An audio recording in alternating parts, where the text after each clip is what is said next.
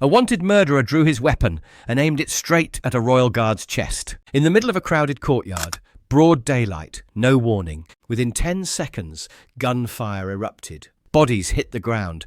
Tourists screamed. Even MOD officers froze. But here's what no one expected. The guard never moved, never flinched, never fired back. And that decision, it saved everyone. Now, before we show you how 10 seconds of silence stopped a massacre, make sure you're subscribed and drop a comment below telling us where in the world you're watching from. Now let's get into it. The light that morning had a particular sharpness to it, the kind that made the black railings of Buckingham Palace glisten and turned the gold braid on a royal guard's uniform into something almost otherworldly. It was early, just after 8 o'clock. And already the first wave of tourists had begun lining up behind the ceremonial ropes, armed with phones, guidebooks, and that soft, reverent chatter that happens when people aren't quite sure how loud they're allowed to be. A little girl in a bright yellow raincoat waved at the approaching guard with a teddy bear clutched in her arms.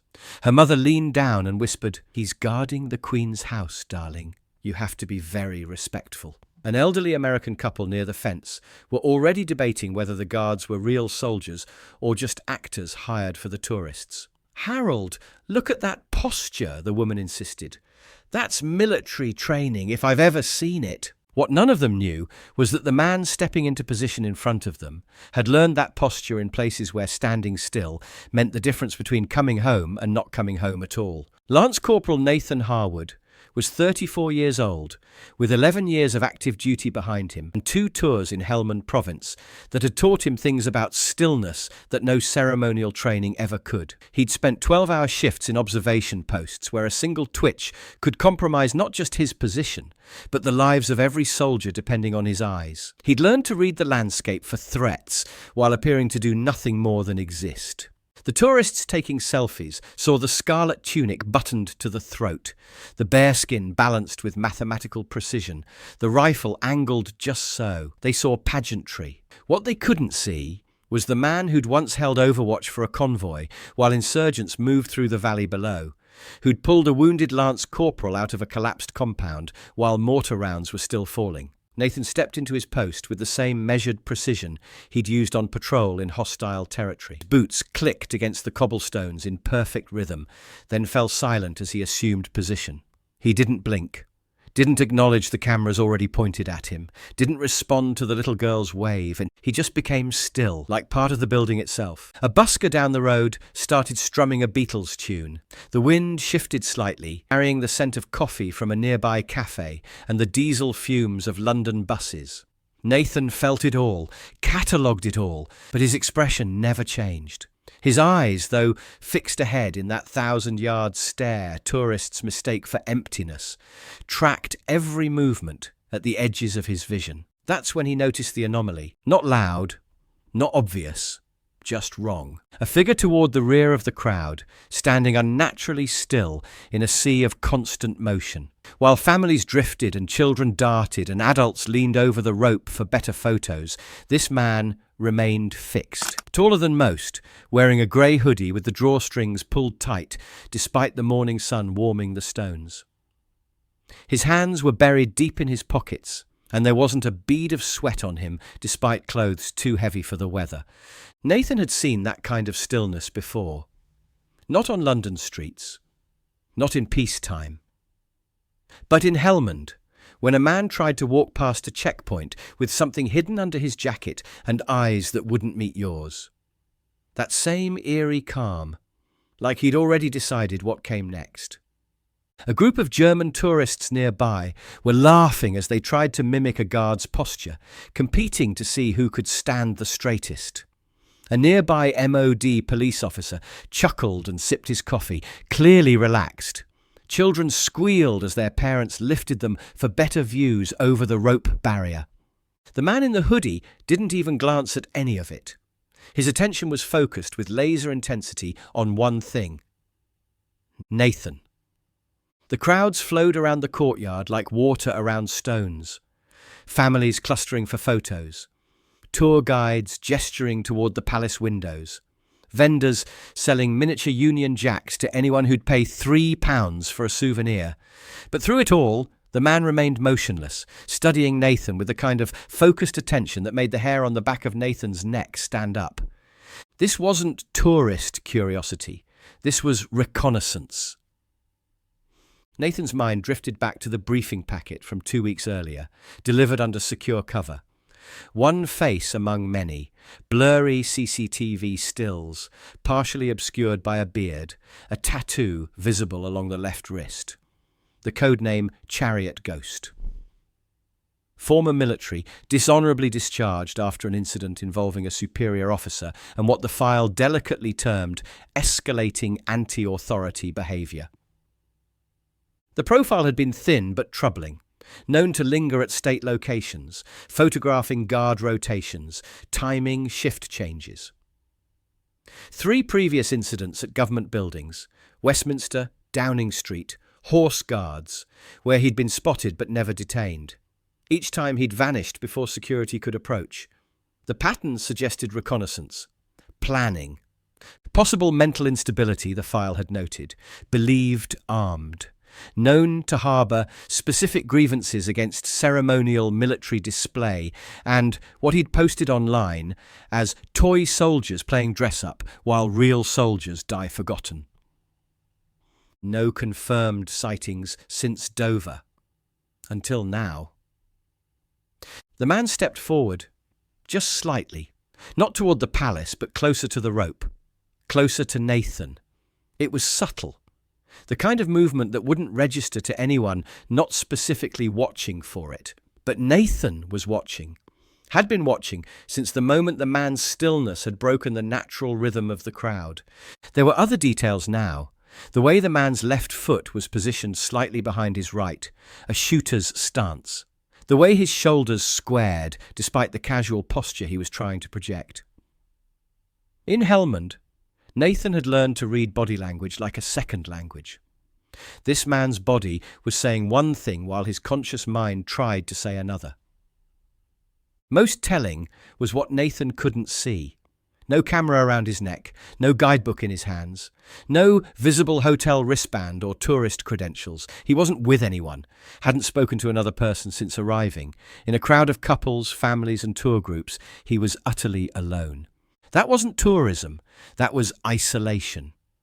The kind that comes before someone crosses a line they know they can't uncross. A woman with a pram was wrestling with her toddler, who decided he wanted to climb the ceremonial barrier. "Oliver, no, you can't touch the rope," she called out, attracting amused glances from nearby tourists. The distraction rippled through the crowd, drawing attention away from what was really happening. Only Nathan saw the man's right hand move inside his jacket. Not frantically, not nervously, deliberately, like he'd rehearsed it. The edge of something hard and black became visible through the fabric, the unmistakable outline of a weapon pressed against his ribs. Nathan's breathing stayed steady, but he flexed his trigger finger once. Not enough to tighten his grip, not enough to signal intent, just enough to wake up the reflex. The man took another step, then another. By the time he reached the front of the crowd, tourists were instinctively parting to let him through, mistaking his purposeful movement for importance. A woman holding a Union Jack tried to offer him space with a smile. He didn't look at her, didn't acknowledge her existence. His focus remained fixed on Nathan with an intensity that was almost physical. That's when Nathan knew this wasn't random. This wasn't a crime of opportunity or a moment of madness. This was planned, calculated, personal. The man's boot crossed the ceremonial perimeter. There were no words, no warnings from the crowd, just the soft crunch of gravel beneath his foot as he violated the boundary that separated ceremony from reality. And then Nathan saw the glint of steel as the weapon became fully visible beneath the man's coat. 3 meters. That's all that separated them now. Nathan's training from Helmand kicked in automatically. In close-range threat scenarios, it wasn't about who shot first. It was about who processed the situation cleanest. React too soon, and you create chaos. React too late, and you become a statistic. But there was something else. Something that made Nathan's decision even more complex. Behind the gunman, a school group had just arrived. 20-something children aged maybe 10 or 11, clustered near the rope, with their teacher frantically trying to keep them organized. They were giggling about something, completely oblivious to what was unfolding 3 meters away. A rifle round would go straight through the gunman at this range, straight through and into the crowd behind him. Nathan could see the trajectory in his mind's eye, could calculate the angle, the physics of what would happen if he pulled his trigger. One shot to stop the threat. Multiple casualties behind it. The math was simple. The choice was impossible. A child cried somewhere behind the gunman, one of the school children, scared by something unrelated to the danger she couldn't see. A father muttered, "What's he doing?" Cameras clicked. The normal sounds of a tourist morning, overlaying something that was anything but normal. The man's hand tightened on the grip of his weapon. Nathan could see the knuckles bulge beneath the glove, could read the tension in his shoulders, the slight shift in his stance that preceded action. But there was something else, something Nathan recognized from his combat experience, that made this moment even more dangerous. The gunman wasn't nervous, wasn't shaking or sweating or showing any of the typical signs of someone about to commit their first act of violence. His breathing was controlled, his grip was steady, his stance was professional. This wasn't his first time holding a weapon with intent to kill. In Helmand, Nathan had learned to distinguish between insurgents who were scared kids with guns and those who were genuine threats. The scared ones telegraphed their moves, hesitated, gave you opportunities to de-escalate. The experienced ones moved with deadly calm, made calculated decisions, didn't waste motion or time. This man moved like the second type, like someone who had crossed this line before and knew exactly what came next. Time seemed to slow as Nathan's mind calculated angles, distances, civilians behind the target. The school children were directly in his line of fire. 23 kids between ages 10 and 12, their teacher still trying to organize them for photos. They had no idea they were standing in a potential kill zone. Too many variables, too much risk, but also too little time to wait for a perfect solution. But before either man could move, a sharp voice cracked across the courtyard like a whip. "Stand down! Armed response!" The voice belonged to Sergeant Collins, a 20-year veteran who'd been monitoring the situation from a concealed position on the palace roof. He'd been tracking the gunman through his scope for the past 90 seconds, ever since the man had crossed into what security protocols defined as the critical approach zone.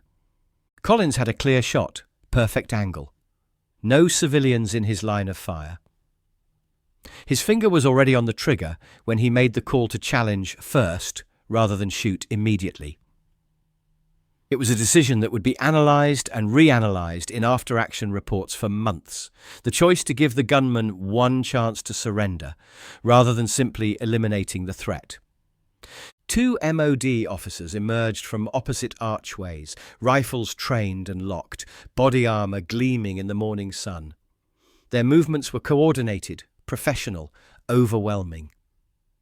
The kind of response that should have ended things immediately, but they'd emerged from ground level, not understanding what Collins could see from above, that the gunman's body language hadn't changed with their arrival. He wasn't intimidated, wasn't backing down. If anything, the arrival of additional weapons seemed to solidify his resolve. But the gunman didn't drop his weapon. Instead, he turned slightly toward Nathan. And that's when Nathan understood the truth. This man wasn't here for the crowd. Wasn't here for hostages or headlines or political statements. He was here for him, for the uniform, for everything Nathan represented. The gunman's eyes, cold, focused, lit with something beyond reason, locked onto Nathan's with eerie calm. No words passed between them, but everything was communicated in that moment. This was personal. This was revenge against an idea, a tradition, a symbol that stood for everything the gunman had lost or been denied or convinced himself he deserved to destroy. The crowd erupted.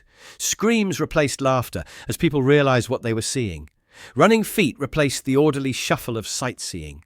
Frantic shouts of "Gun!" and "Get down!" replaced the gentle murmur of tourist conversation. But not everyone ran. The teacher with the school group threw herself forward, spreading her arms to shield her students while shouting for them to get behind the nearest wall.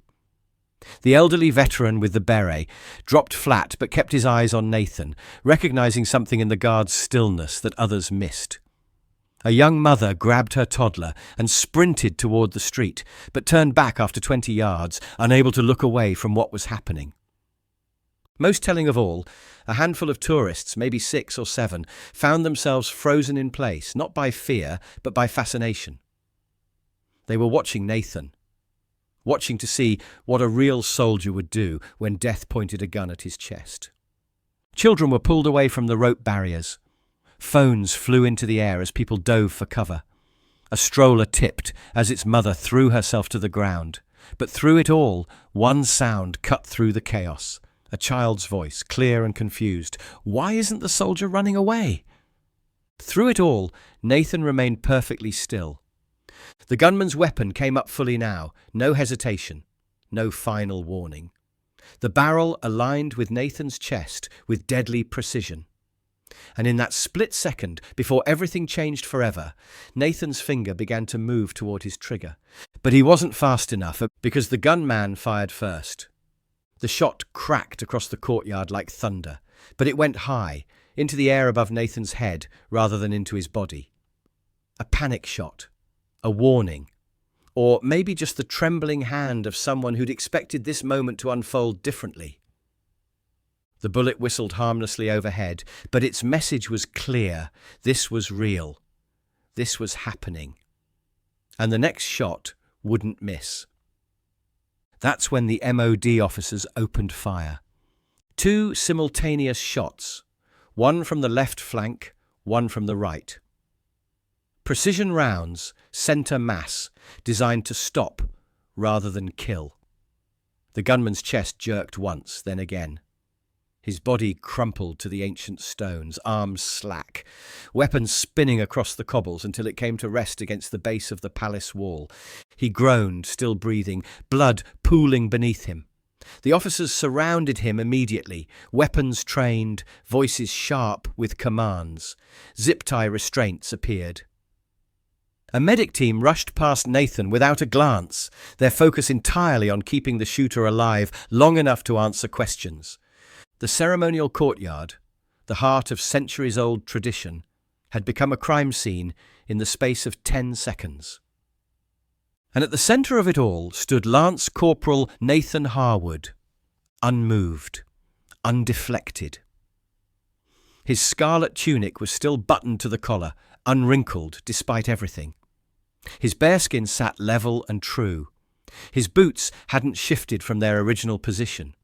Even his breathing was barely noticeable. Only his eyes gave anything away as they tracked the controlled chaos around him. The wounded gunman being stabilized by paramedics. The bomb squad approaching a suspicious backpack left near the fence post, though they would find only empty space where explosives should have been. The senior officers already moving to secure the scene and begin their investigation. 2 MOD supervisors approached Nathan, flanking him but maintaining respectful distance. "You all right, Corporal?" one asked gently. Nathan gave the smallest possible nod. "Did you discharge your weapon?" "No, sir." "Why not?" Nathan's voice was even, professional. Too many civilians behind the target. Risk assessment indicated excessive collateral damage potential. The officer studied him for a moment, glancing at the crowd, then the crime scene, then back to Nathan. "Good call." What the officer didn't say, what didn't need to be said, was that Nathan's restraint had likely saved lives. A rifle round fired in panic could have passed through the gunman and into the crowd beyond, could have turned one casualty into many, could have transformed a targeted attack into a massacre. The tourists who remained, those brave enough or shocked enough to stay rather than flee, weren't looking at the officers processing the scene. They weren't focused on the wounded gunman or the evidence markers being placed around spent shell casings. They were looking at Nathan. The American woman who'd argued with her husband about whether guards were real soldiers had tears in her eyes. "Harold," she whispered, "did you see? He never moved. Not even when that man pointed a gun at his chest." Near the rope barrier, a teenage boy who'd been making jokes about the toy soldiers just minutes earlier stood in complete silence, his phone forgotten in his hand. He was studying Nathan's face, trying to understand what kind of person could remain that calm, that still, with death staring them in the face. An elderly man wearing a veteran's beret stepped forward and executed a crisp salute. No words, no explanations. Just one soldier acknowledging another across the distance of years and ceremonies, and the understanding that some things transcend explanation. The little girl in the yellow raincoat was crying now, clutching her teddy bear tighter, but she wasn't looking away. Her mother knelt beside her, both of them watching Nathan with something approaching awe. "Is he hurt, Mummy?" the little girl asked. "Why didn't he run away?" Her mother didn't have an answer. How do you explain to a child that some people are trained to stand in the face of danger, not because they're not afraid, but because something larger than fear holds them in place? The crowd had witnessed something they weren't prepared for. They'd come expecting pageantry and left understanding. They'd seen something else entirely, not theatre, not performance, but discipline of the highest order. The kind that doesn't break when a gun is aimed at your chest. The kind that calculates risk and chooses restraint, even when violence would be easier. Within 20 minutes, the courtyard was secured and cleared. The gunman was stable and in custody. The weapon was bagged as evidence. The scene was photographed from every angle. Official statements were being prepared. Press releases were being drafted. But Nathan Harwood wasn't part of any of that noise. He was seated in a windowless room beneath Wellington Barracks, still in full ceremonial dress, across from Captain Fraser Milner from the Ministry's Threat Prevention Unit. The walls were painted institutional beige. The air smelled of coffee and old papers. 2 metal chairs, 1 metal desk. Nothing else. "You never raised your rifle," Captain Milner said without preamble. "No, sir." "Why?" Civilian population density behind the target exceeded safety parameters. "You saw the weapon before he drew it." "Confirmed visual on concealed carry, yes, sir." "You recognized him?" Nathan paused for just a moment. "Matched the Chariot Ghost profile parameters." Captain Milner leaned forward. "Why didn't you alert security before he moved?" "Suspicious behavior noted and logged mentally. Movement pattern didn't justify escalation until perimeter breach occurred." "You waited?" "Yes, sir." "You understand what would have happened if he'd aimed better? If his shot hadn't gone high?" Nathan met his eyes without flinching. "Yes, sir." "You could have died." "Yes, sir." "You could have taken civilians with you if you'd returned fire." Nathan's answer didn't change. "Yes, sir." Captain Milner nodded once and tapped a red-striped folder on the desk. "Here's what we know now. The weapon was loaded with hollow-point ammunition, designed for maximum damage, minimum penetration. He'd studied ballistics, knew exactly what would happen when he fired." He opened the folder and pulled out several photographs. The backpack was a distraction, empty, except for weighted material designed to mimic explosive density. We found detailed sketches of the courtyard in his flat, guard rotation schedules he'd somehow obtained, photos of you, specifically, taken from at least 6 different visits over the past month. Nathan studied the images without expression. Pictures of himself on duty, taken with a telephoto lens from various points around the palace. Some showed him from the side, others from behind. All of them focused on position, stance, angles of approach. This wasn't a breakdown, Captain Milner continued. This was reconnaissance, planning.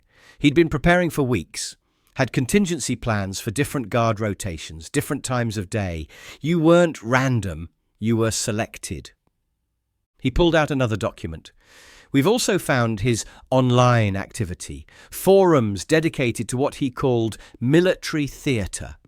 Posts about guards being fraudulent soldiers playing dress-up while real warriors are forgotten.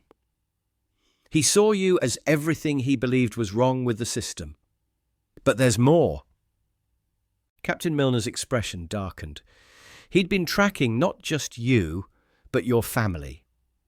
We found your home address, your wife's workplace, your route to work. This wasn't just about making a statement during a ceremonial duty. He was prepared to escalate if the palace attack failed. Nathan's jaw tightened almost imperceptibly.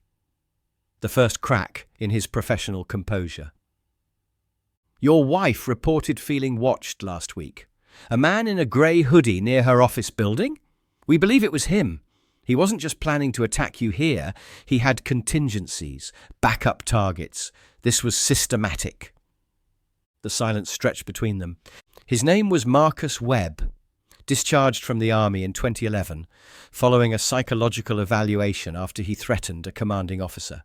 Disappeared in 2016 when his veterans' benefits were suspended. We've since linked him to 3 other failed plots targeting ceremonial guards. 2 at Horse Guards, 1 at the Tower. You would have been number 4. The silence stretched between them. You were his symbol, Captain Milner continued. Everything he blamed for his own failures. Tradition, order, discipline, success where he had found failure. Nathan said nothing. The only reason no one else died today is because you didn't panic. Because you trusted your training over your instincts. Because you chose restraint over reaction. When Nathan finally spoke, his voice was quiet but certain. I wasn't there to panic, sir. So what were you there for? To stand my post. Captain Milner studied him for a long moment, then closed the folder. There'll be questions from the press. The palace will issue a statement. You'll likely receive formal commendation, though it won't be public. You understand that? Yes, sir. And you're comfortable with that? No recognition? No headlines? Nathan straightened slightly. I'm not there for recognition, sir. The next morning arrived clean and bright, as if London itself was determined to pretend nothing unusual had happened. The sky was that particular shade of blue that makes everything below it seem more solid, more permanent, more enduring. The ceremonial schedule had not been altered. The traditions continued.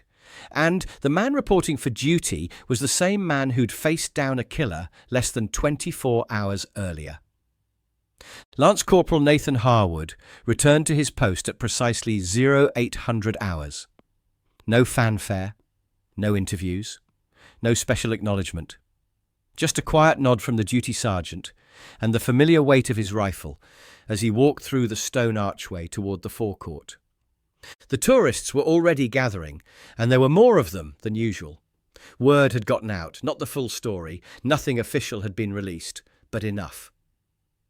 Social media had done what social media does. Fragments of video, witness accounts, speculation and theory, and the kind of viral momentum that turns local incidents into global conversations. The headlines were already writing themselves. Guard faces down gunman without firing shot. Ceremonial soldier shows ultimate restraint under fire. Tourist video captures moment royal guard chooses discipline over violence. But the people arriving that morning weren't coming for headlines. They were coming because something fundamental had shifted in how they understood what they were looking at. The ceremony hadn't changed. The uniform was the same. The protocols remained identical. What had changed was the knowledge that beneath all of it stood someone who had looked death in the face and chosen the harder path. Someone who had calculated risk in milliseconds and decided that protecting others mattered more than protecting himself. They were looking for something specific. Some searched for evidence of yesterday's violence, bullet holes or bloodstains, or anything that would make the story feel more real. Others looked for the exact spot where the gunman had stood, as if proximity to danger could somehow be photographed and shared. But most of them were looking for him. And there he was. Scarlet tunic pressed to perfection, bare skin tall and centered, boots polished until they reflected the morning light. The same man from the shaky videos already circulating on social media. The one who never moved, never flinched, never fired back, because he understood something about restraint that most people would never learn. A woman near the front pressed her hand to her chest when she saw him, lips parting in recognition. A teenager whispered to his friend, "That's him. That's the guy who didn't shoot." A young boy, maybe 7 years old, stepped forward and offered a clumsy salute. His father started to pull him back, worried about protocol, but Nathan didn't react, couldn't react while on post. The boy didn't seem to mind. He grinned anyway, understanding something his father didn't about respect and courage and the different ways they could manifest. Then, a man near the rear of the crowd stepped forward, mid-50s, unremarkable, in his brown coat and sensible shoes. He looked directly at Nathan and said, not loud, but firm enough for others to hear, "Your country's lucky to have you." No one answered. Nathan didn't move, didn't blink, didn't acknowledge the comment, but he heard it, heard all of it. The whispered conversations, the respectful silence, the way children stopped trying to make him laugh and started simply watching with wide eyes, because yesterday had changed something fundamental. The crowd no longer saw pageantry when they looked at him. They didn't see a tourist attraction or a living statue or a relic of outdated tradition. They saw discipline. The kind that doesn't shake when death aims directly at your chest, the kind that calculates risk in milliseconds and chooses the harder path because it's the right path. The kind that lets 10 seconds stretch into eternity and uses every one of them to make the decision that saves lives rather than takes them. They saw a soldier, a real one. The kind who understands that sometimes the most powerful thing you can do is absolutely nothing at all. So here's what we're left wondering. Could you have shown that kind of restraint? Could you have stood that still, with a gun pointed at your heart, knowing that your next decision would determine who lived and who died? And do you think there's still a place in our world for that kind of quiet strength? The kind that doesn't need recognition or headlines or viral videos to prove its worth? Drop your thoughts in the comments below.